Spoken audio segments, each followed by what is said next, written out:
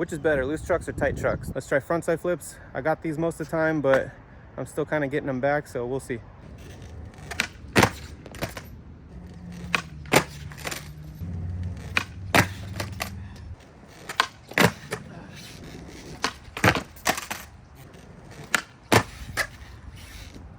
Give it a couple more.